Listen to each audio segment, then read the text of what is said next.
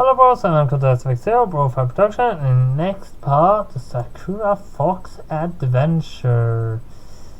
So, first, before we jump into where we left off, some recap. So, we spent like several days with Yoon, having fun, even getting intimate. And then we heard explosions or so coming from the human town. And apparently it was Ohana that attacked the village because she thought the villagers had kidnapped me, and of course they hadn't. And it was getting a little heated between Ohana and Uni, so or Yoon, whatever. So Yoon eventually attacked and got captured by Ohana's vines, pretty much. And that is where we jump in now. A thick pulsating vine erupts from the earth. It winds its way about Yuni's waist, her tights, and her chest, pinning her in the air. Yuni's sword falls from her hand a second before it can strike Ohana down. It hits the grass with a soft bump, rendering her completely helpless. Now she has no way to fight back. She's been ensnared completely. That's better. Much better, in fact. I was getting a little worried for a few seconds. You swung that sword around like a woman possessed. It was awfully intelligent. At least you can have a bit of rest now. Why were you... Yuni scrums against the vine. She tries to break free, but the vines are sensitive and they tighten to her every movement. Ah! Yuni gasps in pain, her eyes swim with angry, defeated tears. The vines are creeping along Yuni's skin. They slip between her cleavage and massages her breast, so Yuni moans. I have to wonder if Ohana doing this on purpose. I never took her for a sadist, but... well, now that I think about it, in the past she used her vines to place me in a lot of compromising positions too. Maybe she likes observing pretty girls trussed up and hopeless. I can't deny Uni does look pretty hot right now, but... please stop. You're hurting her. I glare at Ohana, angry but utterly impotent. I don't have a weapon like Uni, and I can't use any magic. There's no way I can protect her. With the want of any way to save my beloved, all I can do is plead. Ohana, please, let her go. So you care about this human girl, do you? It seems you've grown rather fond of her, though you know her only a few days. Is she the reason why you've been here so long, I wonder? Ohana's eyes harden. Anger wraps her face until it looks almost ugly. Unforgivable. That a mere human should command so much your time, Mikoto. That's unforgivable. I need to make this harlot pay. Ah! Uni cries out in pain as the vines grip her even more firmly. Her body is jostled about, completely helpless. The vines spread Uni's legs apart, and massages her breast and tightens about her wrist like manacles. Okay. Uni is being assaulted before my very eyes. Ohana stripped Uni not just of her fighting spirit, but of her pride. I turn my head away, my body trembling. If I only tried harder during Ohana's training session, if I could just use a bit of magic, then I could launch some kind of counterattack. I could singe Ohana vines to crisp, then catch Uni in my arms like a brave knight might. I could stop Ohana, I could save this village, I could save Uni. All these possibilities roll around inside my head, but I know they're nothing more than desperate dreams. I might protected Uni from slime when we were kids, but I have no idea how I did that. Right now I can to conjure up much more than sparks. I'm so pathetic. As I am right now, I can't do anything. Oh, my poor cute Mikoto. One expression softens. Even in her enraged state, it seems that she still has a sliver of reasoning left because she sighs. You may not believe me, but I really don't want to hurt you. I am a pacifist at heart, and I deplore violence for violence' sake. Under normal circumstances, I would never attack a human village like this. As much as I dislike their kind, indiscriminate battles are the four of the warmongering humans, not I. I'm not proud of my actions, Mikoto, but I'm doing this for your sake. I just want you to come home. Now, be a good girl, return to my side. Then I call off my attack on this village. I won't hurt these foolish humans or this silly knight who you seem to so inexplicably fond of. If I could, I'd like to crush all her bones into dust. No, you can't. But I am kind to a fault, and I do have some self-control. I spare her if you only come home with me, my cute Mikoto. I swear to it, on my life. Ohana's smiling, but something about her expression sends shivers down my spine. I don't trust her. I can't. She might be my instructor, but she isn't acting at all like the woman I know. But maybe I never really knew Ohana. I thought she was my kind, caring tutor, but perhaps this intense hatred always lurked beneath her smiles. I don't know if I can go back with her, but if I don't, this whole village will be in danger, and Junie too. What should I do? Oh,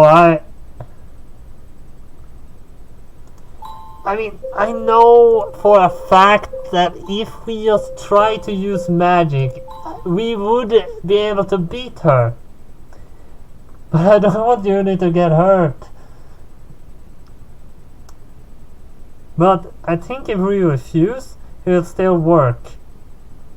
So we're gonna refuse, even though I don't... I mean, we haven't even tried to use magic yet. Even though we can't use magic that good, I would still try. Logically, I knew I should bow down to Ohana. There's no way I'd be able to defeat her. She's far, far stronger than I could ever hope to be. I spared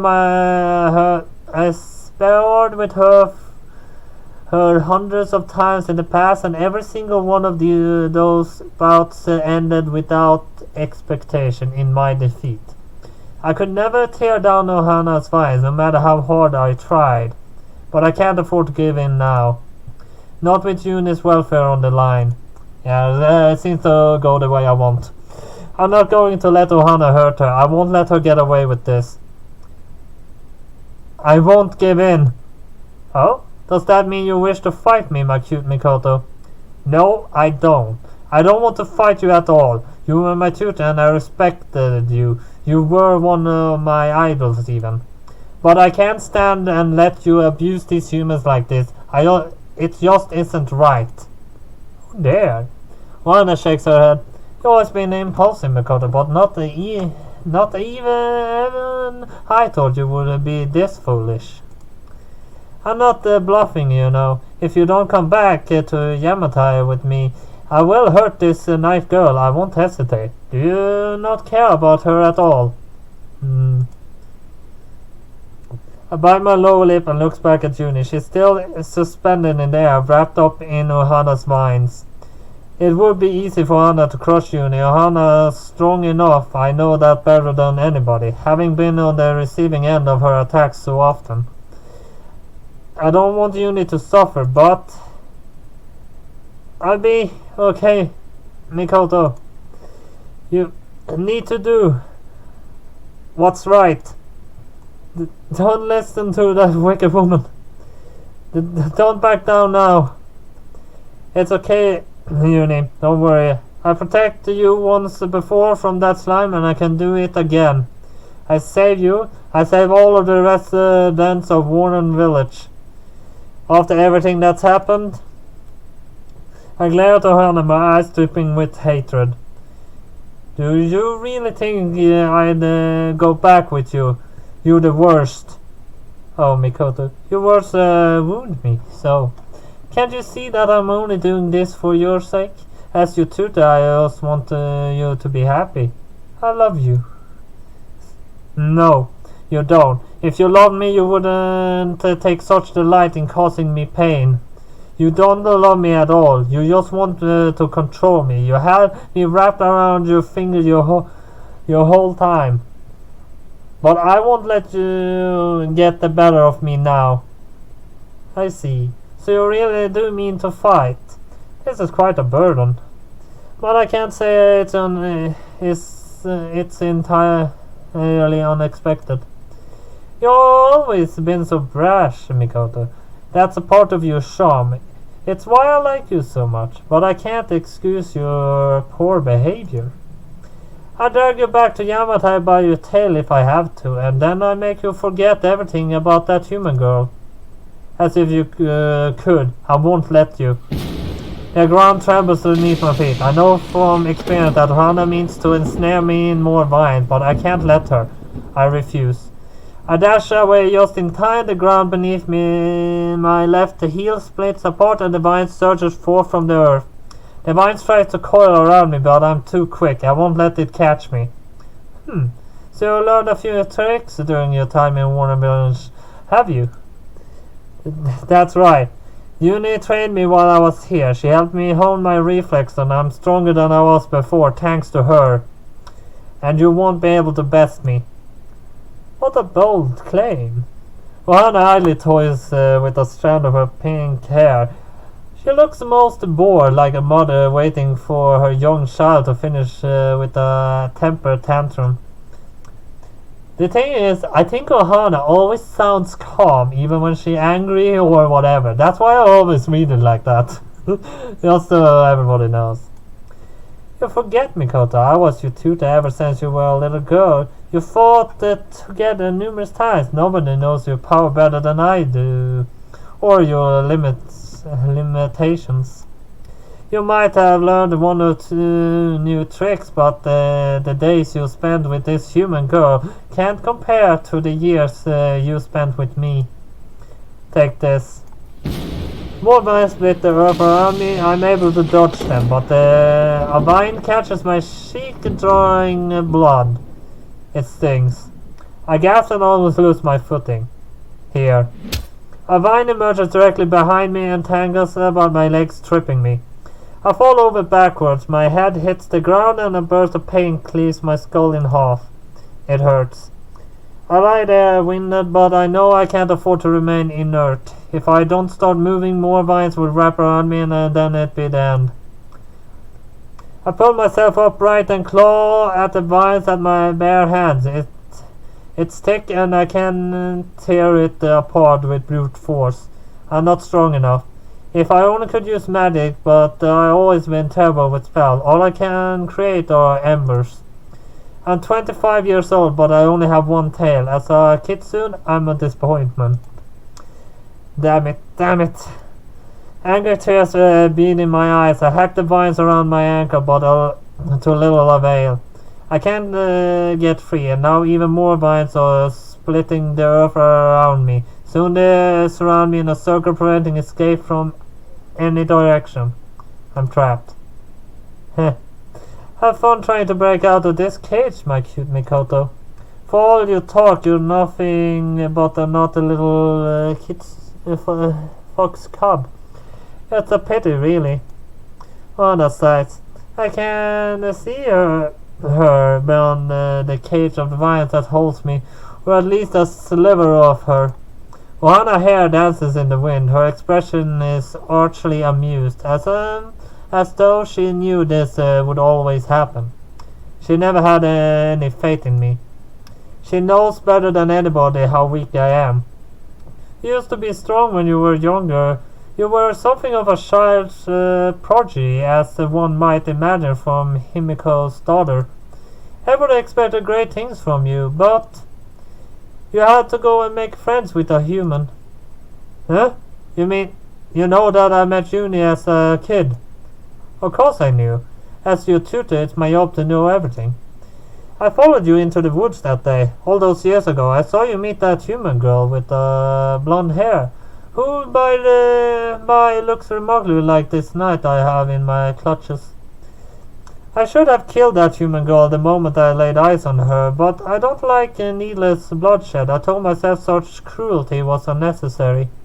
I didn't need to kill her, I only needed to ensure you would never try to meet her again.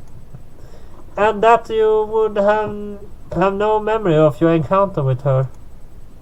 What? I stared at Ohana helpless, though the cage of the vines with wraps around my body.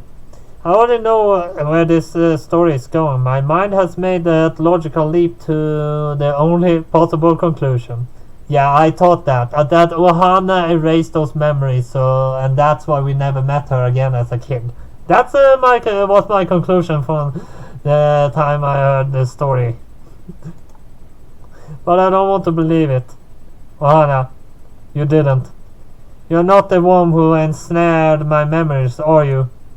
Indeed I am. I had no other choice. I didn't want you meeting that human girl again. Humans are our enemies. I had to put a stop to your deluded notions of cross-species friendship before you got hurt. I was doing it for your sake, Mikoto, but my powers are more potent than I ever imagined. I wiped your memory alright, but in doing so you lost most of your powers. It's all because of this girl. If you hadn't met her, you would be the incredible kitsune you were always meant to be. You might have 3 or 4 tails by now, but this girl hampered your growth. She destroyed you, and now I will destroy her. I get rid of her, but don't worry. I love you too much to let you cry, my cute Mikoto. I kiss away your tears one by one, and then I erase this girl from your memories once more. Then you won't have to be sad. We can go together uninterrupted for the rest of our lives. As if I want to be with you after hearing that. You insane. Let me go. I'm sorry, Mikoto, but I can't do that. This is for your own good. I love you far too much. Ohana raises her hand, and she forms a fist in the air. All of a sudden, the vines around Juni's tighten. They dig into her flesh, forcing a pained gasp from her mouth. Juni's face is turning blue. She can't breathe. If this keeps up, she die. She really truly die, and I won't be able to save her. Damn it. Tears sting in my eyes, my whole body shudders. I need to help Juni. I need to save her. I need to rescue her. Like she rescued me from the angry villagers during the night of the festival. I care about her. I like her. I won't let you hurt the woman I love. Take this. I extend my own hand and then... Okay, that's the next picture. And that's actually a pretty good picture, according to me. Everything goes as my plan, so I'm gonna save over the choice. But that means that we're gonna end this here. And we know what the next line is. Burn. But at least that means that was all I have for Sakura Fox Adventures this time. So hit like and subscribe, and see you next time. BroFive!